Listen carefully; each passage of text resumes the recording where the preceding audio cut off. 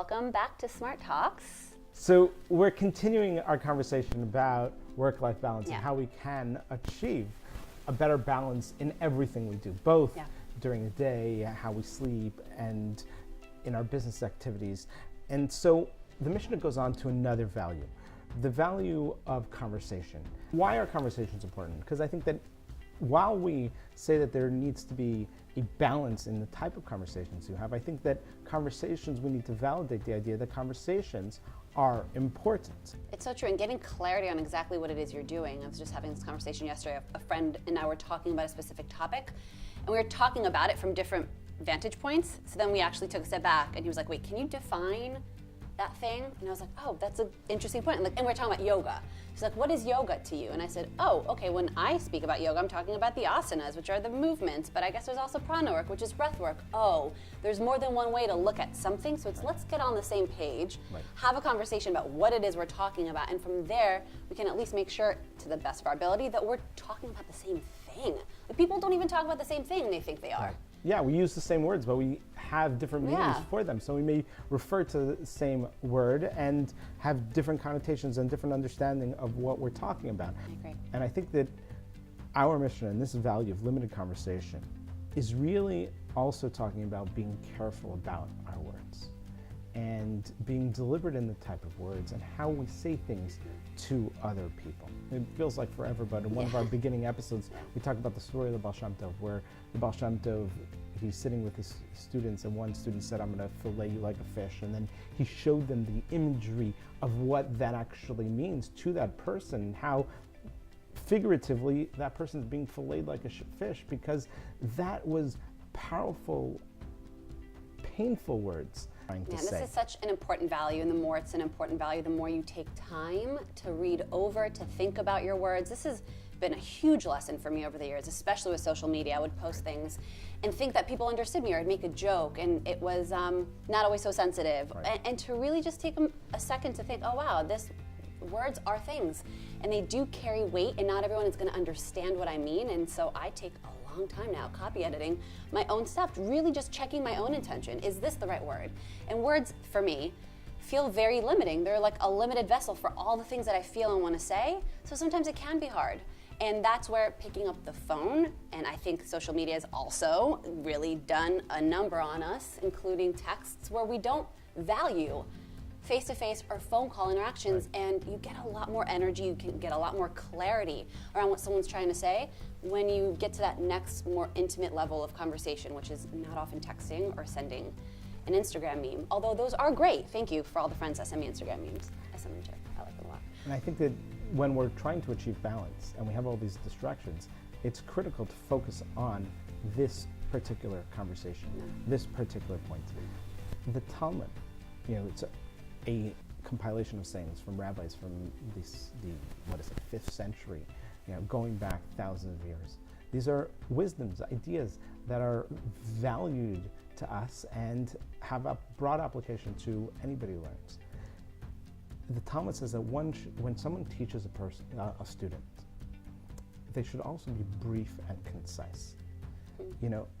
We can say things in many different words, but sometimes the longer we say it, the more drawn out it is, the more time the other person has to get lost in the idea. Sometimes I get these emails, for example, that are just like pages long. And I'm like, you lost me. You lost me. Yeah. And so being concise, being important. Also, it's important that we don't just ramble, because when we just talk and talk and talk and we try to fill that space with more content, you lose the efficacy of your point. Yeah, I mean, there are people who are also uncomfortable in silence. I've been in those moments where, people are not comfortable just sitting there and sharing space without filling it with some sort of conversation. And well, what is that? Like, what is that about? And when that happens, what do we do? So it's good that you brought that up, because I think what we'd like to focus, instead of talking about too much talk or too little talk, I want to talk about the broader conversation of the art of conversation. So there was a great Time magazine article that I found online, Mastering the Art of Conversation, 7 Steps, based on a book called The Art of Conversation by Catherine Blyle. And I think that let's go through some of these steps. So within the book, she talks about that there are 5 basic principles. So when you're having a conversation with someone, it's important to be able to put them at ease. Be relaxed. This is not a confrontation. This is not something that you're trying to debate or this is just a conversation. What if it is a debate? Do you still need to put them at ease? There's always a conversation. There's always a way to, whether it's, we'll talk about, in the next episode, talking about jokes and how telling something funny and the power of the use of a joke can put someone at ease. But even in a debate, you may use levity as a way to put the other person at ease and then go in with your here's my punch, here's my core idea, and this is why what you are saying doesn't make sense. Yeah. So put the other person at ease. Also put yourself at ease. Know when you are comfortable with this conversation, with what you're saying, and then once you're comfortable with that, then you can go in and communicate it. Interesting. Another idea is when you're having a conversation with people, there may be 3 or 4 people sitting at the table.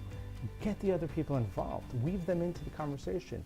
The person next to you is just sitting there.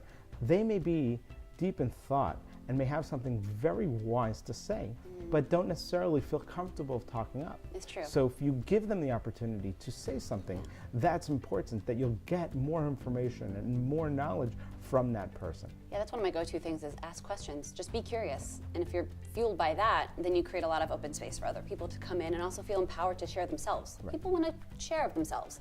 I think we need invitations. We need green lights. Yeah. I think another thing is that understand and establish shared interests.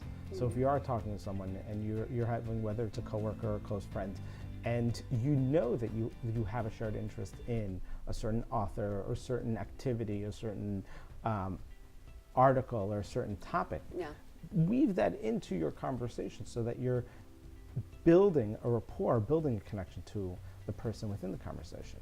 And I think the last point, which is something that we should all work on, is pursue conversations. Personally, I sometimes I'd just rather just sit in my little corner with a book, curled up, and just your sleep pod. You just want to be in my sleep pod, and just just relax and not think and or converse with other people. Isn't that easier? And whether it's people with children, having those conversations with their children, whether it's people, a spouse, have a conversation with that spouse, whether it's a coworker and you're busy in the day, take 5 minutes to have that conversation, because there's no art of conversation without conversation. So there are a couple other ideas that I think we can talk about within the context of having conversations and some of the fear that people have when they have to get up and talk. Yeah. So I think it's always important when making an introduction to have 2 things. One, we said be clear and concise, but also who is this person and why are they relevant to the audience? Another point that I think is really important is asking ourselves, sometimes we come after a conversation or we have a deep discussion and we're like, okay, that was a great conversation. And I think we need to ask ourselves, why? Yeah, what happened there? What is about that conversation that makes it a good conversation, a successful conversation, whether it's with a coworker or anybody? What about you? When are conversations? When do you feel like conversations are really good? I think successful? circuitry. To me, when there's a circuitous sort of energy and there's someone that's listening actively and is taking you in, and I think we all want to be heard. I think we all want to be seen. And I think we all want to have value added, and we want to add value. So I think when it feels like there's a balance on both sides and there's a common interest, and even when there's not, I've spoken to people where we have nothing in common, but there's a curiosity from both sides. So I think, there's a balanced, there's that word again, balanced approach to conversation and connection. So I think in this article and in the book, they talk about 2 different elements. There's that serious conversation or topic that we have with a friend. So we measure those conversations, how meaningful it was, how deep it went, how the conversation went, how enthralled you were. But, in other places, when we measure our conversations with random people or topics that we're not really interested in, we measure our conversations on how well we did. Yeah. And by measuring how well we did, we're really looking internally, we're not looking externally. And I think that's something that we can work on, even on topics or with people that we don't really know. Think about the other person. Think about what they need to hear. Think about what they want to hear. Think about their interests. Ask some questions so that you can connect it to them. And then you can measure it differently, not based on how you communicated, but on how effective the other person got from that conversation. I think if there's any takeaway, it should be that. It should be always put it on the other person in terms of like the intention and the most important piece of it. I look back and like acting. They say acting is reacting, but for me it's to be grounded in acting means to just be there for the other person. Like, how can I support you? If you look at a relationship, if you look at anything, I really think if you take it outside of yourself, it makes it easier. I know when I public speak, I get really nervous, and my new thing has been, this isn't about you. Get up there and think about how you can be of service to the people in front of you. And so I just will get up and look out into the audience and really just try to be there for them. It's like a subtle energy shift, but it's been super helpful for me. Knowing your audience and really thinking about their perspective, like you said, is critical. I think the last tip I think that we should focus on in conversations is how to end a conversation, because it's always a little awkward that when you keep on talking and keep on going. No, you hang up. No, you hang up. No, right, exactly. Who's going to hang up first? And farewell, goodbye. Or, there are a couple things we can say. We can say, I really am enjoying this conversation. Let's pick it up really soon. Do you have any sort of experiences of what you do to sort of transition as you're trying to get out of a conversation? Yeah, I was just going to say, transitions are hard. I think as children, I work with kids, and the toughest part with kids is the transition. It's not about like they don't want to go home and leave the beach. It's about the space between the beach and the house is getting in the car. And transitions are hard for us, and we're just adult babies. So knowing that, I try to do this thing of like, all right, I have 5 more minutes, and I try to give just like a broader context and manage expectations in terms of time. I do this a lot with my mom. Actually, it's like how to get off the phone with my mom in under, 55 minutes. It's really hard to do sometimes, and there's a lot we have to talk about. So I usually say, okay, Ima, I have another 5 minutes. I have to get back to work. And she's definitely watching this, and she's going to give me a really hard time. Hi, Ima. I love talking to her, but sometimes we could talk forever. So to say I have 5 more minutes, then it's not weird and jarring when I'm like, I gotta go. And she's like, oh, what? I'm middle of a sentence. I told her. Right. She can't be mad at me now. I think it's also like, this is really fun. There's certain words that we can say to transition out of the conversation. This is really important. I've used this before where I've said, this conversation is really important. Right now is not the time and place, and I'm not able to focus on this conversation. Can we reschedule this to a time when we both can concentrate? Right, so you validated, then brought it to a personal experience as to why, and then so there's still continuity there, which isn't like a rejection. And I think that just being abrupt, I gotta go. I used to do that all the time. I gotta go. Like when I'm on a conversation and I'm in the middle of some train of thought in the office, and I get a phone call, and maybe it's one of my kids or something like that. I'm like, I gotta go. No, validate them. Take an extra 30 seconds. And I'm not telling the audience, I'm just telling myself. I need to take the time. It's okay, 30 seconds to finish the conversation and really not to leave them, and just hang up. It is important, and it's validating. Special. So.